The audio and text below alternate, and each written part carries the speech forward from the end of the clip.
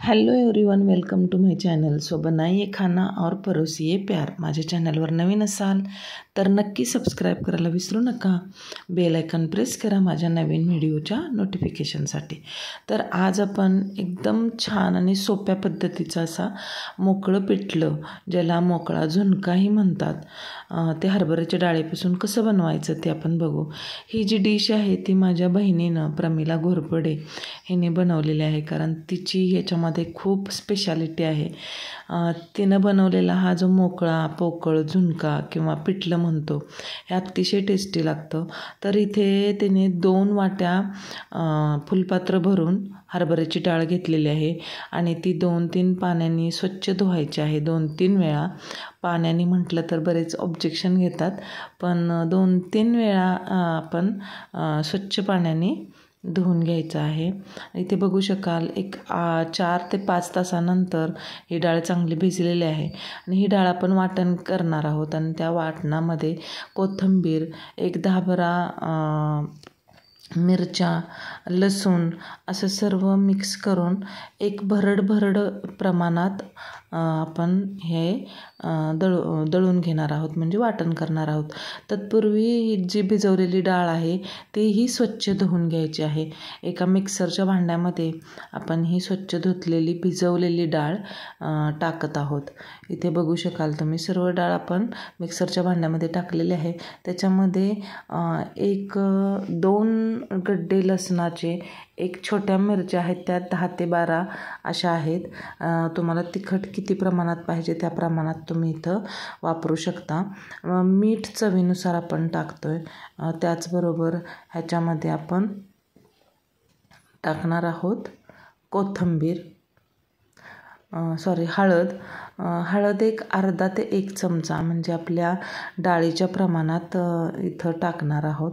आणि हे जे सर्व मिश्रण आहे ते आपण चर्न पद्धतीने असं म्हणजे बॅक साईडला मिक्सर फिरवून हे अगदी भरड असं काढणार आहोत. इथं बघू शकाल आपलं हे पीठ तयार आहे. कोथिंबीर आपण वापरलेली नाही, कोथिंबीर नंतरनं टाकायची आहे. तर हे जे मिश्रण आहे आपण वाटण केलेलं, हे एका बाउलमध्ये काढून घेऊया. आणि इथून पुढची एक प्रोसेस म्हणजे ह्याच्यामध्ये आपण टाकायची आहे कोथिंबीर आणि त्याला व्यवस्थित मिक्स करून घेणार आहोत.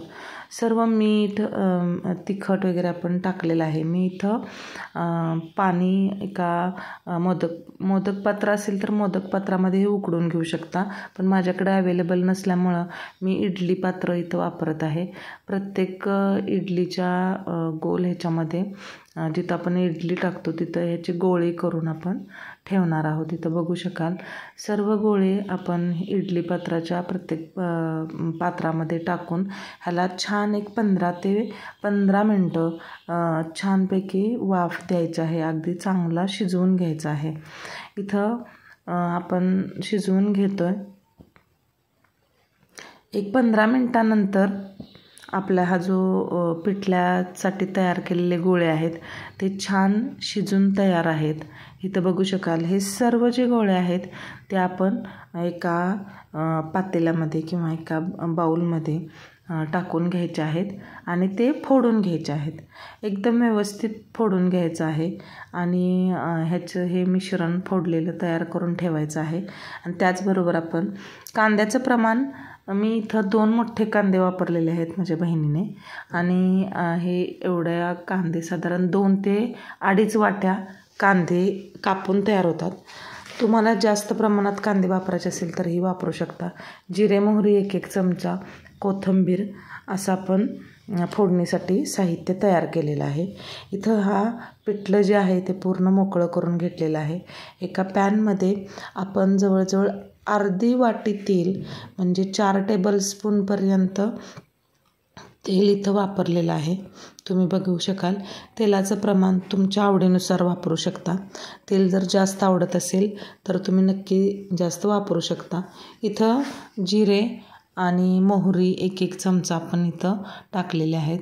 त्याचबरोबर कढीपत्ता आणि इथं कांदा जो चिरलेला आहे, बारीक चिरून आपण कांदा घेतलेला आहे, तो कांदा आपण ह्याच्यामध्ये ॲड करून घेणार आहेत. मोहरी आणि जिरे चांगले तडतडलेले आहेत. व्यवस्थित आपण ह्याला परतून घ्यायचं आहे आणि त्याच्यामध्ये आपण ॲड करणार आहोत भरपूर चिरलेला कांदा. कांद्याचं प्रमाण तुम्ही तुमच्या आवडीनुसार ठेवू शकता. जास्त कांदा आवडत असेल तर जास्त तुम्ही कांदा वापरू शकता. तर इथं कांदा अतिशय छान व्यवस्थित भाजून घ्यायचा आहे. मी नेहमी म्हणते, कांदा जर व्यवस्थित भाजला नाही तर आपली भाजी फसते. कांद्यावरच अवलंबून राहतं कोणतीही भाजी कशी टेस्टी होईल ते. तर आपला इथं कांदा जो आहे तो बऱ्यापैकी गोल्डन ब्राऊन असा होतो आहे. आणि ह्याच्यानंतर आपण ह्याच्यामध्ये टाकणार आहोत 1 चिमूटभर हळद, जेणेकरून ह्या कांद्यालाही पिवळसर कलर येईल. हा कांदा व्यवस्थित भाजल्यानंतर आपण ह्याच्यामध्ये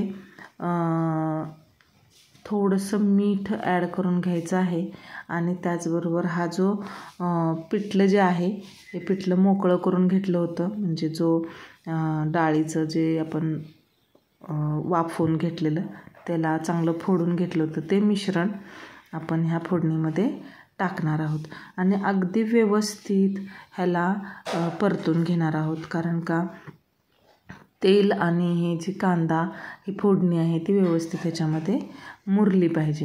ह्याच्यामध्ये आपण कोथिंबीर टाकून घेतलेली आहे आणि त्याच्यासोबत आपण व्यवस्थित ह्याला परतून घेणार आहोत. तेलामध्ये चांगलं परतून घ्या. एकजीव होईपर्यंत व्यवस्थित तेलाचा चटका फोडणी मिक्स होईपर्यंत तुम्ही ह्याला करून घेऊ शकता. हे आपला मोकळा झुणका पिठलं तयार आहे आणि ही सर्व केलं एका छानशा बाउलमध्ये. नक्की ट्राय करा. अतिशय टेस्टी माझ्या बहिणीची रेसिपी आहे आणि तिनं स्वतः बनवलेली आहे आणि तुम्ही नक्की ट्राय करायला हरकत नाही. पण शेवटपर्यंत बघताय त्याबद्दल खूप खूप धन्यवाद.